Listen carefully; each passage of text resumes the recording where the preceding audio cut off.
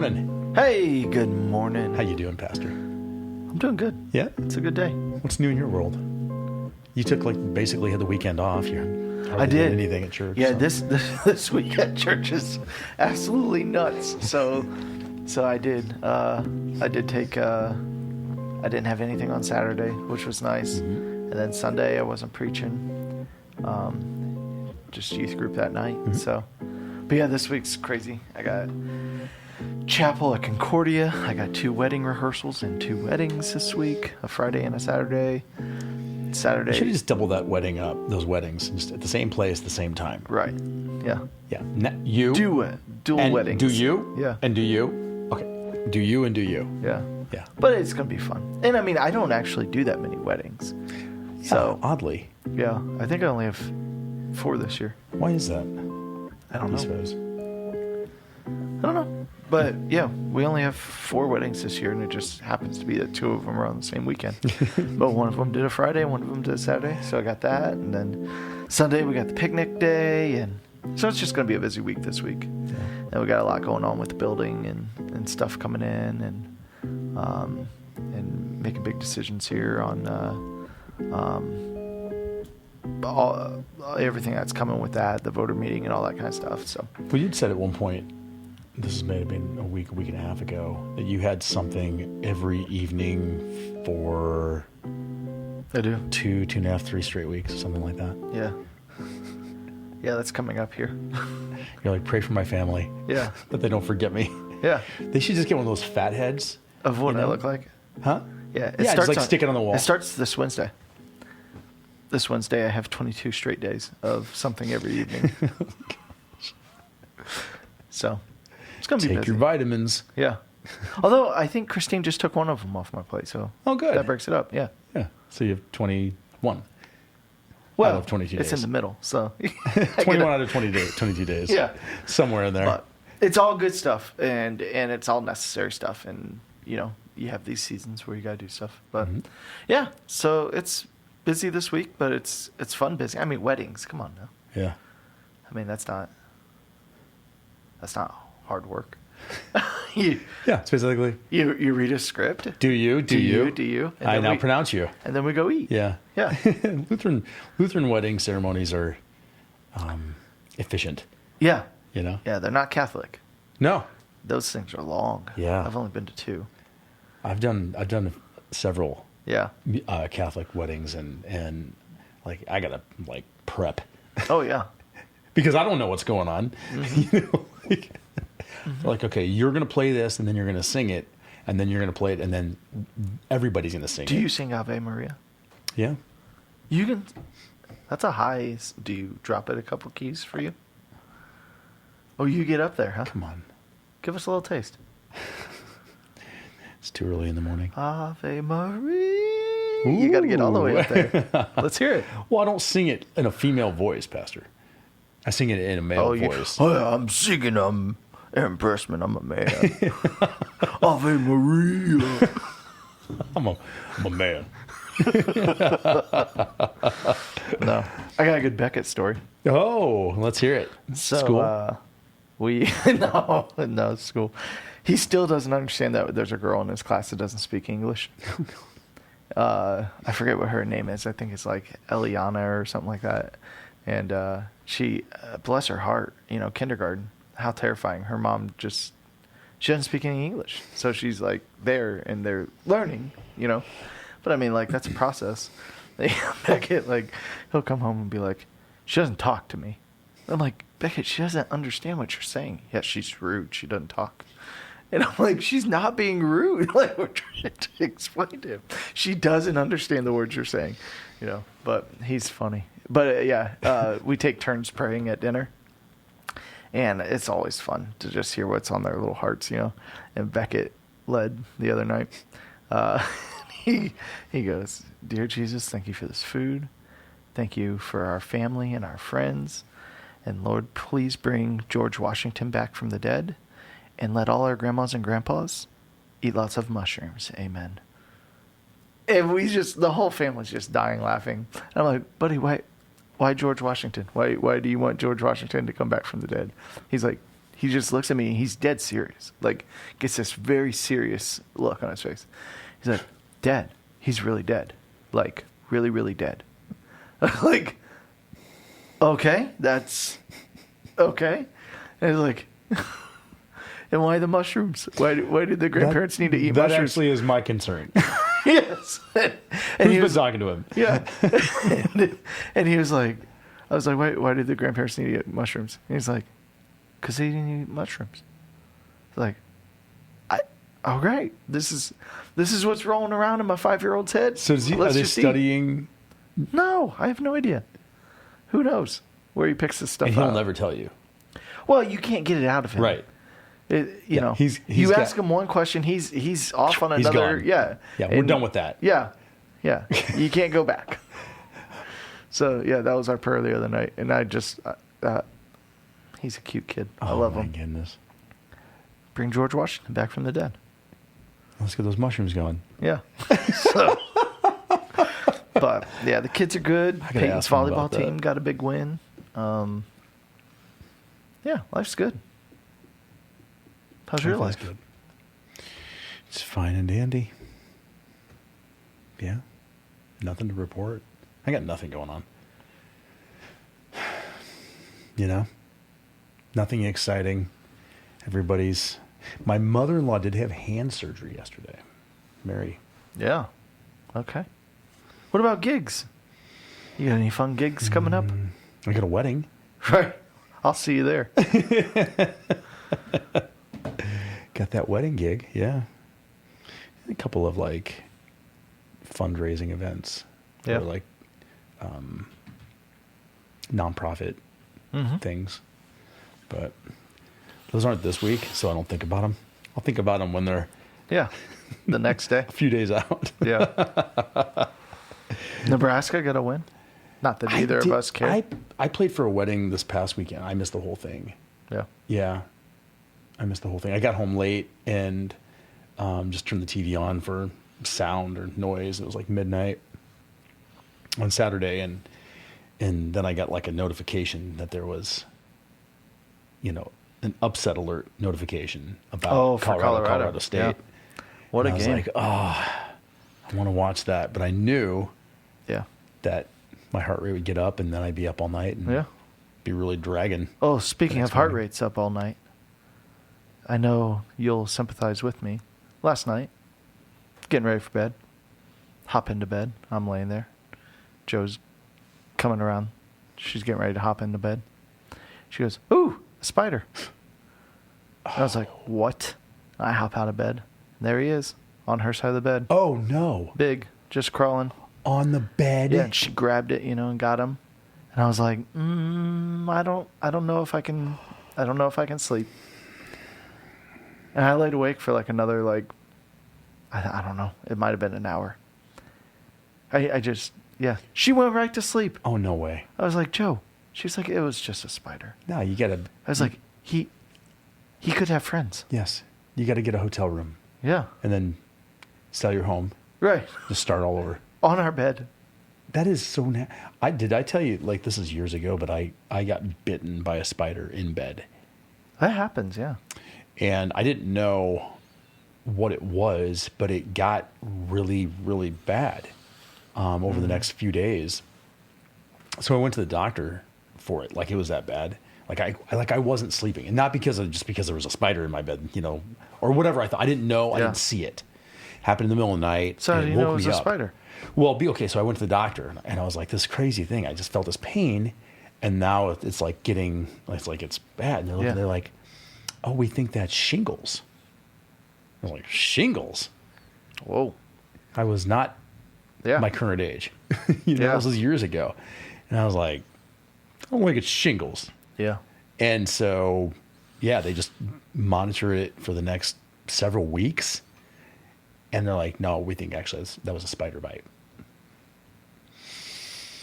Yeah. And you didn't even get him. What's that? He's still alive. He's somewhere. Yeah. Plotting his triumphant return. I went out the back on Saturday. Could be bed bugs. Your wife travels a lot and sleeps in hotels. She could bring bed bugs back home. Bed bugs, man. No, because What would you do if you had bed bugs? I'd start over. Start all over. Just, go get get a condo. Yeah. Condo living sounds pretty good. Yeah. Like there's no like light bulb goes out. Like, hello, we have a light bulb out. Yeah, but then They you come. got somebody in your house all the time. What do you mean? Like, somebody's going to come in and fix stuff. Yeah, that sounds great. I don't want somebody in my house all the time. Fixing things? I hated that when we had an apartment. Because Joe and I, our first year, we lived in an apartment. Yeah. And, like, yeah, if you had stuff wrong, like, they'd come and fix it. But, like, they also just, like, came into your apartment. I don't know. You don't like that? Nah, I don't mind somebody coming here and fixing things. Like we did have a guy come spray for spiders. Yeah. And I don't know what happened, but Saturday I opened that back garage door to go out. And it was like, I shouldn't even tell you this. Oh, I could tell you about when I mowed the lawn last week. Okay. I stopped in the backyard. They were attacking me. What were? Spiders. Oh my gosh. Big ones. Oh. In our backyard, we have that tree and we have the play set. Mm-hmm. So whatever type of spider this is, I don't know. I don't know what it is, but it's making webs from the tree Yes. down to the ground. Yes. In like a triangle. And like they're full body. Like it's like the only thing you can catch is me. Like they're that big. Yeah. Like you're not catching bugs. Like, and there's like 10 of them. Mm-hmm. And so like I got the lawnmower and like I'm pushing it through the web, It's like just to break it stretching. up first, not- and then they're like coming running down Oh, onto dude. and I'm like, ugh. So like I kept going, but then like there was another one that got sideways on me and I was like, forget it. I'm waiting for the next rainstorm, windstorm. I went out and sprayed them and killed a bunch, just all that. But as soon as you spray them, like they run up, so I'm like, I don't know if he's going to die. Well, you think about your dog running through it and then the spider attaching to your dog. And Oh, coming she into the doesn't. house. You know what I mean? She has her own little section. Oh, she won't go to the rest of the yard? Well, maybe you she'll talking go about? over there. But like our dog is the most pathetic inside dog ever. She spends 10 seconds outside. Yeah. Goes out, goes to the bathroom, comes back in. Goes to her one little spot right at the foot of the stairs. Yeah. And comes right back Which in. is so weird for that breed. Well, and it's like she loves to go on walks. She loves to play in the front yard. Yeah. Yes. But she doesn't want to be out in these. She doesn't want to go outside by herself. No. Yeah. She I had does a not dog want to like go. that once. I'm like, you clingy little dog. Like, go lay in the backyard. Get some sun. Go play. Yeah. No. Be a none of it. dog. Do dog No. things. That's what I Nope. would say to my dog. No. Go out and do dog things. Like, even when we go on a family bike ride, we're getting all the bikes out and stuff. Yeah. She's barking. She's losing her mind. Yeah, she She's wants like, I to want to come. go for a bike ride. Yeah. It's I like, can you see- can't come. Put her in one of those baby Bjorns. Joe would. Don't stop. Joe would carry that dog in one of those little Sacagawea things if she could. So I got to tell you, I had a similar story. This is my first house many, many decades ago. The same thing. I found a spider web attached from the tree down to the grass in this massive spider. This is the evening. Massive spider, right? That's what they are. I didn't Huge. know what to do with it, and I was thinking the dog's going to run through the web. It's going to get on the dog. It's going to come in our house, and it's going to bite me. Right? Yes. So I was like, what am I going to do? So I went in the garage, and I got a spray can of paint. And then I got one like those grill lighters. Oh, dang. Yeah. You went after it. What if he ran up your tree and caught it on fire? Wait a second. Hold that flame out. I made my own. Yeah. Flamethrower. Blowtorch. Yeah. I lit that thing up, and there's a huge ball of fire. It goes right up in the tree because apparently that's physics. I don't know. Apparently, trees are flammable. Trees are flammable, Who right? would have I known? thought, oh no. Yeah. So that was the last time I ever did that. Pivoting to Sunday. Did you see Ann Kelly's shirt? Yes. How many shirts does she have? That's the second one I've seen. What's the buzz? She's got a shirt. I love it. Yeah. I've been working on. I haven't shown you the prototypes yet. Okay. But We're going to get a shirt. yeah, I talked to Greg on Sunday, and I was like, hey, when's our next T-shirt order coming out? Shout out he's to like, Greg real Taylor. soon. And he's like, do you want to what's the buzz on there? I was like, yeah. I was like, there'll be some did he people. say it? Did he say it like he would say like? Oh, he totally looked at me. He was like, you want this? Like, yeah. I couldn't judge what it was. Like, did he think nobody would get it, or did he think we were egotistical? Right. Yeah. And it might have been neither. Well, it was probably both. Both. Yeah. He's like, you and Aaron are going to be the only ones that buy these. You know. And did you go, buy? What do you mean by that? Yeah. So this segment sponsored by Abante Marketing. That's right. And who gave us 2 free T-shirts. That's right. What a great segue too. I was talking to him on Saturday morning because he was serving. Greg Taylor was serving. He was running the soundboard for us, which I always appreciate because that guy he's just so helpful, you know. And he's a busy guy and runs this business, and for him to serve on all Sunday morning is like a huge thing.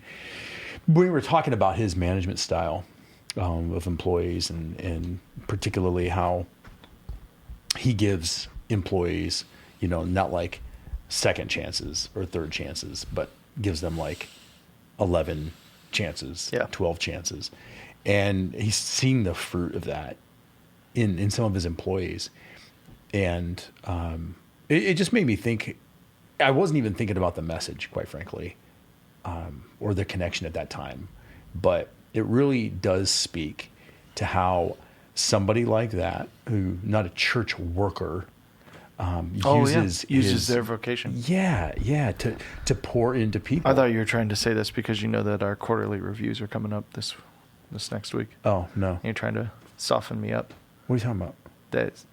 That you need 11, 12 chances. Oh, me? No. Just want to let you know, a good boss would give 12 chances. Yeah, yeah, he does, and boy, it works out every time too. No, it's just cool how he sees the fruit of pouring into people and investing in people and caring for people and seeing them through, life, not just seeing them as an employee or it's cool. But that's a perfect segue into the topic, because that's what Brady was bringing home. Was, as we're in this series of Nehemiah, we talked about he's not rebuilding a city, he's rebuilding a faithful people. Mm-hmm. And how do we stand apart as a faithful people of God in this world today is what we're looking at. And one of the ways we do that is through our vocation. That we have to understand that ministry isn't just done by the pastor and the staff of the church. Like every single person using whatever position they're in to his glory and his honor and to his service can make an incredible impact for the kingdom. And everyone's vocation is important. And so, Brady, started off by talking about vocation, where vocation is all about how do I use my God-given skills and opportunities. So, no matter who you are, or, he talked about being a parent or being a spouse or, being single, all 3 of those have different opportunities. All 3 of those have different ways that you can serve. And, the person that's like, well, I'm just a stay-at-home mom. Well, no, that's incredibly significant, because you're raising some kids that are going to go out and be kingdom changers, throughout the world, and they need you to faithfully love them and serve them and take care of them and lead them, So that's your vocation. That's an important vocation. And then, you take the person that's like, well, I'm just a secretary, or, I just drive a truck, or and it's like, no matter what you do, it's significant to the kingdom of God if you understand why you're there and what God has for you in that vocation. Because, it's easy for me as the pastor to say, like, well, I know why God's got me in this job, and I know how I can serve God in this job. But every single person has that. Like you mentioned, Greg Taylor, leading your business. A business leader has just as big of an impact on the lives of his employees or her employees. And can do incredible things for the kingdom through the business that they run, how they run it, how they lead their employees, how they handle their profits and their, like you can donate stuff, you can connect with the community, you can show grace and empathy to the nonprofits and there's tons of things you can do no matter what position you're in. And so what we talked about is, no matter what your vocation, if you use your God-given skills And that's the thing is there are people out there that are not using their God-given skills. Hmm. God has blessed them with certain things, and they think, well, that's just a hobby, or that's just. And it's like, no, God gave you that to run with it, to use it, to enhance His kingdom with what He's giving you, and He gives us different opportunities, and so we need to find those ways to hop into those opportunities. And so, like the first one, Brady had like. He said he had 3, but really he had like 4 points. And the first one. By the way, I wanted to interrupt real quick. He was going to be here, but time constraints wouldn't allow it, and it would have been great to have him. Because again, part of the reason that we do this is you guys do so much prep for a sermon, and then you deliver a 20-ish minute sermon, and there's just a lot left on the table because. There's only so much depth you can go into. But anyway, sorry. Well, and I think more so after you preach it, like on Monday, he and I always talk about this. Like after you kind of sit on it for a day, you're like, I wish I had said this instead, or I wish I had made that point, or you play. What is that? Monday morning quarterback. Yeah. And so I like the opportunity, and I know he does too, to kind of say like, as much as he doesn't like to be right. Let me put a finer point on that. And so yeah. The first point he made was your vocation is not to your glory, but to God's. Mm-hmm. And how often do we look at what we're good at, or our skill set, or our job as ours and our opportunity to make much of ourselves and climb the corporate ladder and, get to the top and say, look what I've done, and look at me here, and look at what I've earned. And yet God says, no, I gave you those skills and abilities, and I gave you that opportunity. I mean, like when you really step back and think about your job, like you downplay your musical ability all the time, but I was staring at you playing drums this week. And I mean it with all my heart. Like you could train me for the rest of your life, and I would not. There's still something innate in how God wired you that gives you the ability to do that. And your voice, God given. Like you could train me as much as you want. I am not going to ever be able to sing like you, and God does that with, people that are great at math. He does it with people that are great at public speaking. He does it with people that are great at service and empathy. I think of my wife, like, the job she has takes so much compassion and empathy and patience, because I'm, a lot of her patients are in really bad moods. Yeah. Because they have cancer, they're in pain, they're frustrated because, they had to wait in the lobby for 30 minutes. And they don't know that it's not my wife's fault, that it's, they're still waiting on the doctor to send the orders over so the pharmacy can, get their chemo ready and all this. But, who do they take it out on? The nurse, and she, with compassion and grace and love, she serves. And it's like, look, God gave you skill sets. Take something like a hair dresser, cutter. Mm-hmm. What do you call them? Stylist. There you go. If I had to cut my kid's hair, they would look hideous.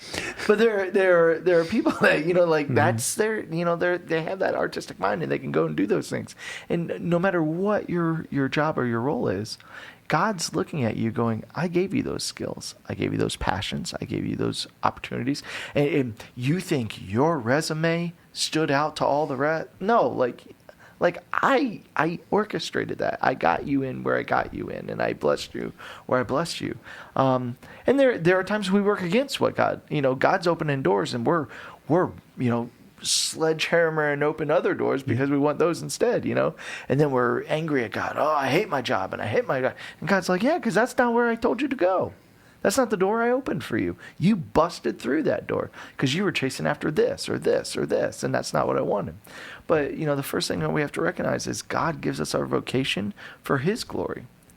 So that, and you, hopefully you know at least one leader in your life that has humility, that you sit there and you say, you have led our group, our team, our organization so well. And they say, it's all to God. Like, I never really sought this out. This wasn't what I was doing, but like, it's interesting. Band of Brothers just came out on Netflix, so I've been watching that. I've never watched it before. Me neither. And there's a lot of it because it's based on a real group, the Easy Company, from World War II. And there's a lot based on just natural born leadership, because there's different captains and lieutenants that they have, but they really respect this one. And it wasn't like he had, he was just a God-given, endowed leader, that just, they followed him naturally, and I do think, that the humble leader that just says, this is, I feel like I have this skill set. I'm just trying to faithfully do what God's called me to do. And it's all to his glory. Because at the end of the day, he could take it away and I'd be okay. Like I can get this other position. I can do this. But people that are handy with their hands and can build stuff and do like, use it to God's glory, not yours. Like as soon as you're like, man, I'm really crafty. I can make all this stuff. I can get lots of money. I can get my TV show. I can get my, God's like, that's not why I gave it. I didn't give you that to make much of yourself. I gave you that to make much of me. That as you would use that, for me, public speaking, it's not a fear of mine. I think I do well with it. And I also love it. Yeah. There's something about when you get to use something your God-given ability God's blessed you with, and you get to use it, and then you also get to be thankful for it. Like I don't like on a Sunday morning or any time that I'm doing public speaking, like I don't ever sit up there and go, man, I'm so awesome at this. I am, all the work that I put into public speaking, all the school, like I just open my mouth and it comes out. And I know that, I think the biggest thing is comfort, and just, after years you get comfortable up there and you get a rhythm, and you understand what connects and what doesn't, and what, works and what doesn't. And, but I get home on Sunday, cause I'll have a Sunday where I'll do 3 sermons. I'll have confirmation, which is an hour of me talking right afterwards. And then I have youth group later that night, which, will be 20 minutes of me talking, and so teaching 3 different things. And you would think I would come home and be like, I don't want to talk to another person. I get home from youth group and I'm jazzed up. Yeah. Cause I'm like, I love that. Yeah. I love that. It's one of those things that, we've talked about before, how I'm tired, but I'm right. I had a great day. Yeah. Yeah. It fills you up. Right. Yeah. Yeah. It fills you up. It charges you up. I think that there are, when you think about just Grace Hill, and, coming up on 7 years, and the people who've been involved, really from the very beginning, who are non-church workers, right. They don't work in the ministry. They all have other vocations. But they all used their skills, right. How God's blessed them and gifted them for the sake of a church plant to extend the gospel into this community, and it's got to fill them up. It might fill them up more than their day job fills them up. I think of Scott File, like that dude loves to build stuff. Oh yeah, he just loves. Every time we have a project for him, he's like, I'll do it. Yep. Yeah, I'm on it, and he does a great job. Yeah. Yeah. Flippin's, similar. Like Jason's got all these varied skills, right? He and redid our whole, the honeysuckle. Yeah. He made that happen. Yeah. He made that happen. I think of Hans, obviously, Ryan and Summer just pouring into to Grace Hill. But it shows, it reveals where their heart is. Yeah. Or what their heart is after. To willingly use those gifts, not to their glory, not to make much of themselves. No. And yeah, like I and we know the person that does the opposite, and it's obnoxious. You look at the athlete that, scores a touchdown and, pounds their chest and me. And you're like, that is so God-given. Mm-hmm. You did not make yourself 6'3", 220 pounds and run a 4.4. You did not. Like, that is God-given. Yeah. Like, and if I had that skill and ability, like, I would be there. There's just something about taking credit for things that God only could do. And there is, like, this repulsiveness in our in the back of our mouth when we see that, when we see someone who is born with a silver spoon in their mouth and they're like, I got to go to Harvard and da-da-da-da. And you're just like, because you're daddy and you're rich, you're like, you didn't earn, there's something about looking at people that take their skills and their abilities and in humility use them to bless God, and those who make much of themselves for those same skills and abilities that they didn't. You could have been born into any life. I talk to the kids about this all the time. You could have been born into any life. You could have been born in a different country. You could have been born, like, God put you here in this time, in this place, in this season of life with these blessings and these skills and abilities. And he says, now use it, like, and don't take credit for it. Yeah. Use it. Yeah. It's a gift. My wife works with, doctors and surgeons, and lots of them have what we would consider to be a God complex. Yeah, very much. Right? Yeah. The ones that she has the most respect for and admiration for are the ones who you can recognize that you're gifted. Right. They are. Yep. But who pour into other people. Yeah. And that's the next point. Yeah. Hit it. And that was Brady's second point, was your vocation, no matter what it is to serve other people. Yeah. You're supposed to use that vocation not to serve yourself and to be a means to an ends to get your goals in life, fulfilled, but you are in that position to serve other people, no matter what the role is. And that's crazy to think about, that you're even there to serve your coworkers, because a lot of times you see them as competition. Sure. A lot of times, you're there and you're like, well, I'm not helping. He's behind on this. I'm not helping him with that because this is my chance to get ahead and this is my position to you. And it's like, no. You're there to serve them. Right. You're there. I forget how Brady worded it, but like every line item on your sheet of to do is an opportunity to serve somebody else, whether it's outside or inside. I can think of people that have talked about.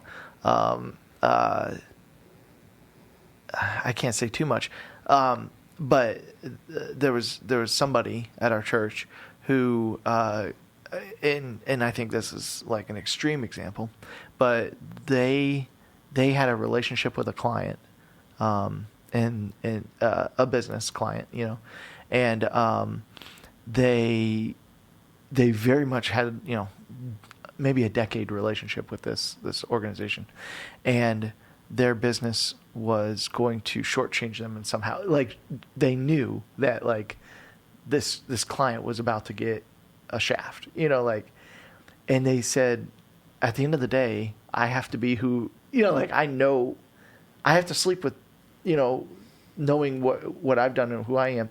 And there was new management came in or something like that, and was like, we're cutting that, we're not giving them that, we're not. And they gave the client a heads up and just said, you should know this. Yeah. And they got fired for it. I'm sure. Which I understand why they, that I understand why the company had to make the decision they made. But I also understand why this person made the decision they made. Yeah. Because at the end of the day, I will find another job, but at the end of the day, I'm not going to treat people like that. Yeah. I'm here to serve. I'm here to be a blessing to the people that I interact with, and that includes your coworkers, and that includes your I think that when we see things that way, I think people struggle to see things that way. I don't think people think my vocation is primarily for me to serve other people through it. I think most people see their vocation as, this is my opportunity to make a difference for myself. Yeah. This is my chance to earn my way. This is my chance to fulfill what I want to fulfill. This is my chance to accomplish what I want to accomplish. Not, I'm here to serve everybody. All my coworkers, my boss, my underlings, and my clients or my, work, And there is such a difference when you see someone with that attitude.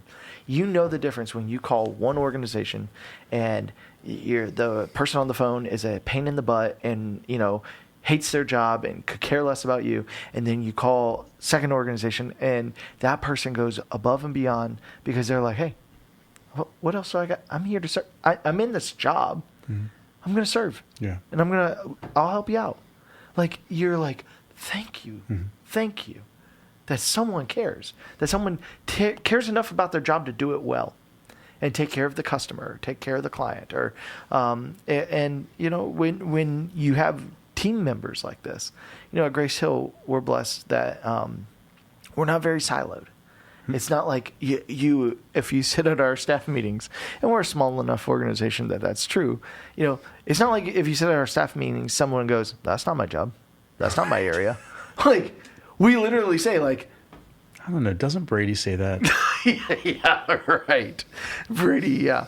No, but like, it's like, hey, I got this thing going on, and we all sit and go, here's what I can contribute. Yeah. Here's how I can help you out there. Yeah. Here's what I can do.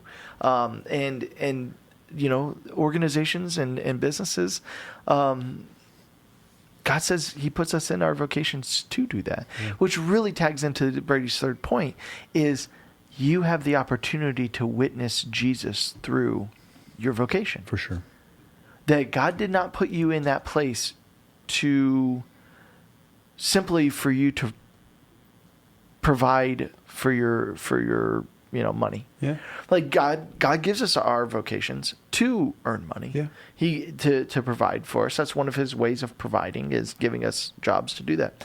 But he puts us there so that through us, if you look just at Grace Hill and you say, how many different businesses or entities does just Grace Hill have someone inside of? Right. And then you look at the world and you're like, well, God, how come there people don't believe, and how come organizations do this? And he's like, man, I got somebody in every organization you can think of. And if they would just serve in a way that blessed their coworkers and blessed the employees or the clients or the customers, and served in a way that gave me glory and not themselves, it would stand out and people would go, what is different about you? You're not like everybody else here. You're not out to climb the corporate ladder for yourself.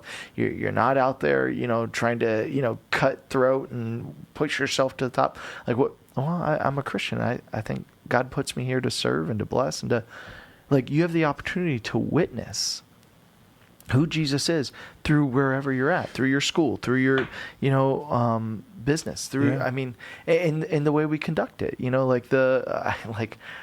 not to pick on them, but I'm right next to the hairdresser, my wall, and I don't know which one it is that's like right on the other side of the wall, but I can hear her talk when she's talking to somebody.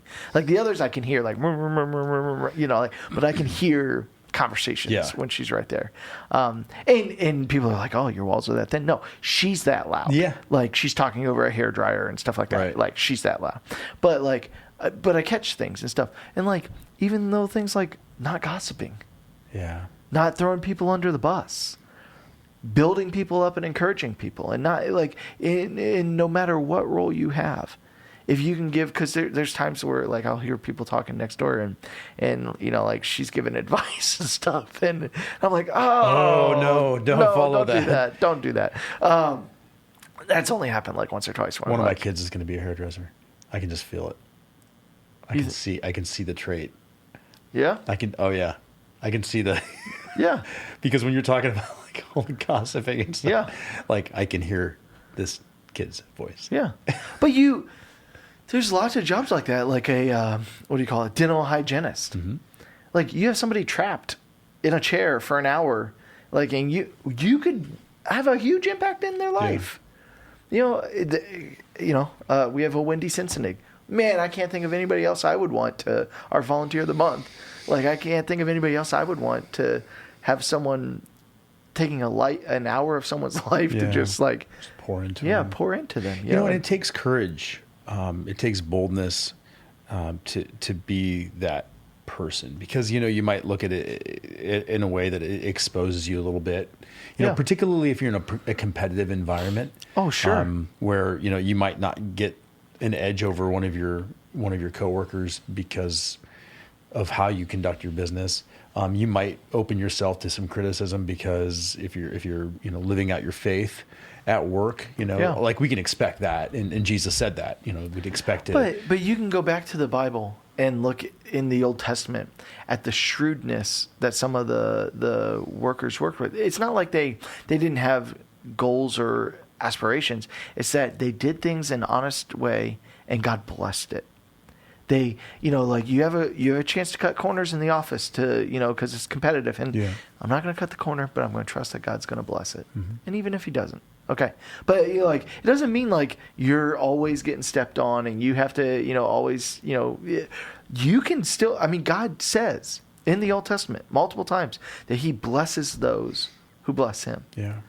And he does. He makes them incredibly wealthy, incredibly powerful. He gives them all kinds of, and we can point to some people at Grace Hill that are the same way, that are very successful in the business world. Yeah. And I think it's because God has blessed, and they would say that God's blessed us, mm-hmm. because that business deal could have gone sideways. It didn't. It went gangbusters, mm-hmm. and I had no control over that. Right. But it set me up to do more, mm-hmm. and to lead well. And if you see your vocation, no matter what it is, stay at home, to the CEO, as I'm here to make much of God, to serve others, and through acting the right way in the business world or in the vocation, it's going to make a difference. And let that be your purpose. Right. A lot of businesses and leadership conferences and series focus on your purpose, finding your why. Right. And if in any way, shape, or form you can determine that is your purpose, to live out your work day in your activities by loving God and loving others. Right. Serving God, serving others. I come from a family of teachers. If your life is dependent on all your kids passing their MAPS test, and every kid getting A's, and every kid good luck. Hey, you have teachers in the family. Yeah. Good luck. Yeah. But if you see your mission as, I'm going to teach these kids what I'm supposed to teach these kids, but my job is to work in the lives of these kids. Yeah. To love on them and pour that them. Even when they're 5 years past. Yeah. That they're going to come back and visit me, and they're going to care. That's what we're talking about. Do you see the bigger picture of what your life is supposed to be through your vocation? Or are you so focused on yourself and so focused on getting ahead and so focused on the money and the promotions and that you're missing out on glory? The glory, because the teacher, that's a great example, because, it's never about the money, No. It's not about the money for them. I had an example of this hit me last night. When I chose to coach, it was always my kids' teams. Yeah. And it wasn't. I can't say, because I've been doing it for a long time, in various sports, but I can't say that it was to pour into other people's kids, and I can't say that. I can't say that it necessarily was even for my kids' excellence, But what I've found is that I have an opportunity to pour into other kids and to care for them, not just for their athletic excellence, right. Because these kids, I'm coaching, there are a few in far between exceptions, I suppose, of kids that are going to play at the next level of whatever I'm coaching, But I had a young lady who I've worked with just one season, actually, who isn't going to play the sport anymore even, you know? Yeah. But she loved that experience so much. Right. Not because of like the massive success that we had or she had, but just because, and I can say specifically, like I demonstrated care for these kids. And, you know, you're talking about like middle school kids. Yeah. You want to talk about, They need, you know, sort of like isolation or, Yeah. you know, just the stuff that kids go through. Yeah. For somebody to be like, no, I care about you. Oh, you made a mistake? Yeah, we make mistakes. Right. Oh, like you're in a Life's- bad mood today? I totally get it. Yeah. You know, not, you want to not- see a bad mood? I'll show you a bad mood. My dad, classic Ken line. You want to cry? I'll give you something to cry about. Oh, yeah. Yes. Yep. I've heard that one. But that, you know, I appreciate particularly those who coach, you know, who have like coaching isn't their job, but who choose to coach, not just to build up, you know, make their kid the starting pitcher, you know, and not Right. just like in my case, it was just to implant myself in my kids' lives more, spend more time with them and see the interactions and help that path. But, you know, for coaches who truly care about the kids, who you know, gosh, who was it? I know we've even talked about it here. The coach that said, like, what do you expect this season or something like that? And the answer was, I'll let you know. Or, you know, what do you, oh gosh, I'll never get it right. What do you think the kids are going to be? Mm-hmm. You know, how are they going to do? How are the kids going to do? Mm-hmm. You know, how's the team going to do? Like, the guy's like, I'll let you know in 10 years when I see the kind of young men they grow up to be. That was Bobby Knight. Okay. The great Bobby Knight. No, I'm kidding. Couldn't have been. Couldn't have been.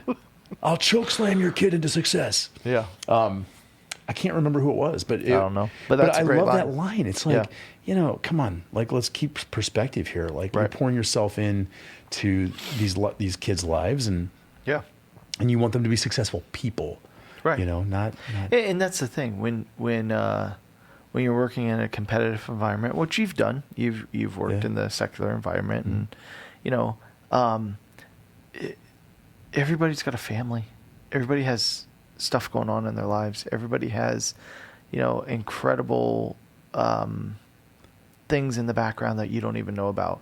And, you know, are you there to put up a wall and be businesslike and focus on your job and not care about the person, or not reach out, or not help, or not serve, or not lead them to Jesus, or in any way, you know, like how many times do you hear that story of like someone, you know, worked at an office and nobody in the office knew that, like, you know, their mom was dying of cancer, and they're, you know, like, because they were like, well, nobody would care, you know, that's not the way my office works, you know, that's not, you know, and yeah, there's a bigger purpose to our lives than our jobs. And I think that's hard for us to realize sometimes. It is very, very difficult.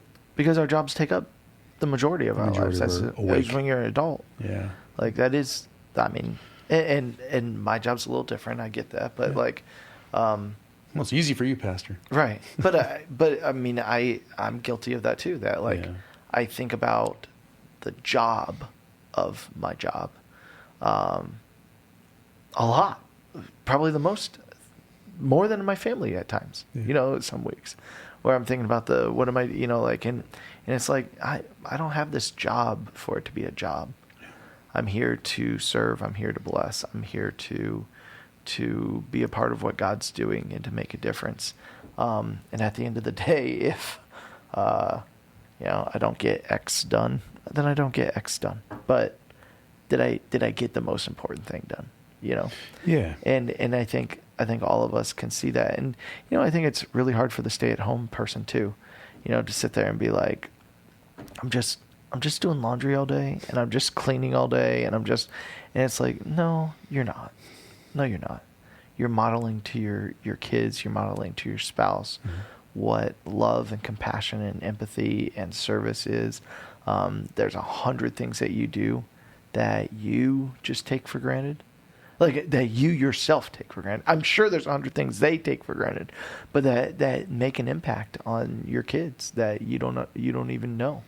Little things about like when I pick up the kids from school, and I'm like, how's your day? And and it's like all kinds of chaos in the car, but like, I know one day when they're adults, they're going to be like, oh, Dad, I always asked how our day was. Yeah. And I would be like, and you guys never answered. You always all yelling at each other. It was good or fine. Yeah. What happened? Nothing. What did you learn? Nothing. Right. But it's like, but it makes a difference that you see your role, your God-given role. And that's the last piece that Brady didn't make it a point, but I think it was a significant point when he starts talking about all the names in chapter 3. And I think he made up half those names that he read. Like, he did a great job reading them. I've always told him, when it comes to names, he's so smart. Oh, and see, that's the difference between us. Because like, when I read those names, I'm like, just go quick. Just Nobody knows. Nobody knows how you pronounce some of those. Just go quick and move quick.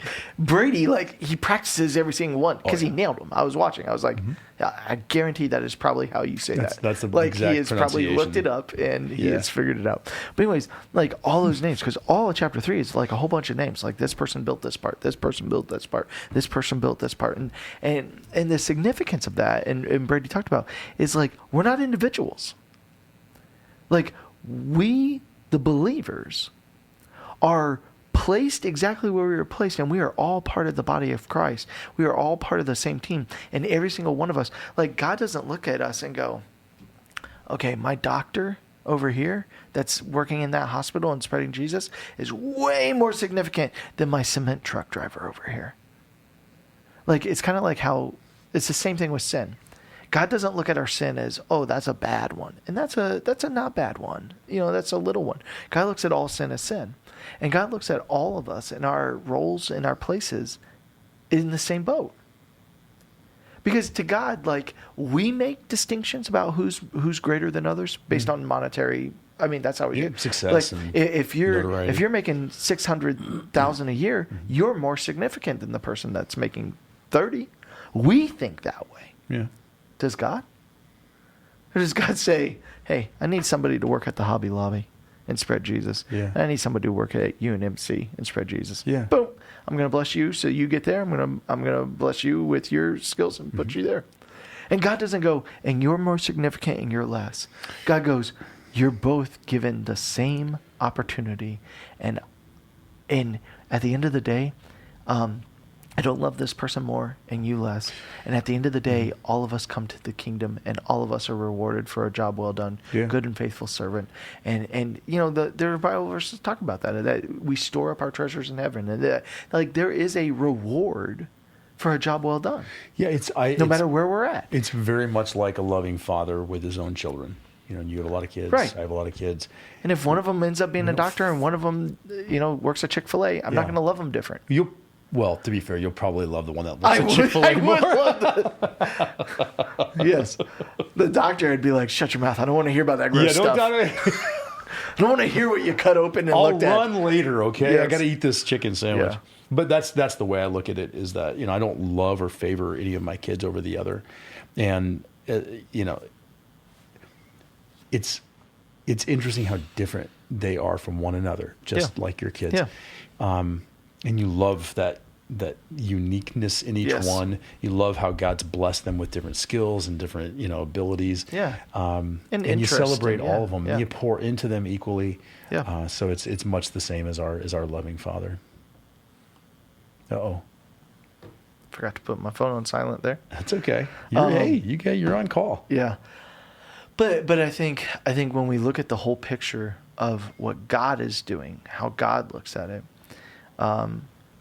each one of us plays our own little part.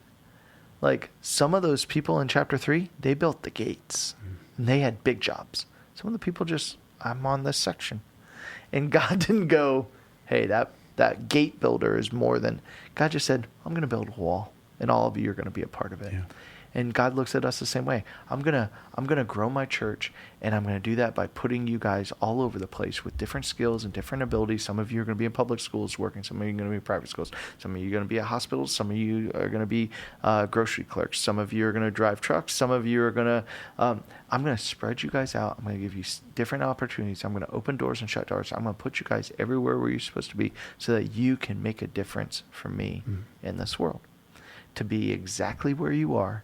Know that you are significant, that I'll bless you as I bless you, and I'll place you where I place you, and you are just simply there to be a good, faithful worker, that your boss can be like, man, that person over there, they always work hard, they always do what they're told, they're always, a supporter, they always pick up, the slack, they encourage everybody, they're not gossiping, they're not causing trouble, they're not, like, there's something different about them, and you can be a witness to them wherever you're at. And so whether you're an architect or God's like, look, I don't think you're more significant if you're this or that. I love you all the same, but I give each one of you different roles and responsibilities and different blessings and different skill sets. And all of them are significant to me. And you're going to go out and you're going to serve me wherever you're at. And if we do that, if we would change our mindset to our vocation, to see it the way God sees it, we are going to stand apart in this world, and we are going to make a difference for the kingdom. And we're going to be that faithful remnant, just like they were back then. We're going to be that faithful remnant that God can point to and say, these are my people. And this is what they're doing in a world that is hostile towards God. They're holding strong, and they're doing their calling, and they're not after themselves, and they're not making much of, they're not chasing money and the American dream and, glory for themselves. They're in wherever they're at serving me. It's a beautiful picture. Yeah, it really is. Not easy, necessarily. No, but we get caught up in it. Yeah. We all get caught up in it. That's what God's calling us to do. Yeah. Just be faithful. Yeah. Yeah, it's good. I'm thankful for Brady. He did an awesome job. Did a great job. I reached out to him. It's the last thing I'll say. I reached out to him, and I was like, hey, really well done today. Mm-hmm. And he replied with, what do you think he replied with? What do you think his response was? It was all God's glory. Nope. Didn't say that. He probably said thank you. He said thank you. And then what else would you think he would follow that up with? I don't know. What did he say? A compliment. To you? Yes. Yeah. So I replied, no. Yeah. We're not doing that. Yeah. I'm telling you, good job. You don't need to come back with me and be like, oh, good job to you too. No, that's not why I'm telling you that I really appreciated it today, And like, honestly, I was just marginal. I just told him that. I was like, my drumming was marginal at best. Okay. Yeah. Oh, right. I agree. I was watching you. Oh, I know. I can see you. Yeah. I see you over there judging me. Yeah. You're not supposed to do that. I'm not judging. I'm over there coveting and agreeing with jealousy. Give me back. God, why didn't you give me that skill? Give me those I sticks. want that skill. Give me the sticks. I want a chance. But he was great, and I appreciate it. Yeah. And on we go. On we go. Well, thank you very much. Thanks for making the time, and really coming to this prepared, despite the fact that you didn't have to deliver a sermon. So you just had all that swimming around in your head anyway. Oh yeah. So I appreciate you. Yep. God bless. God bless, guys.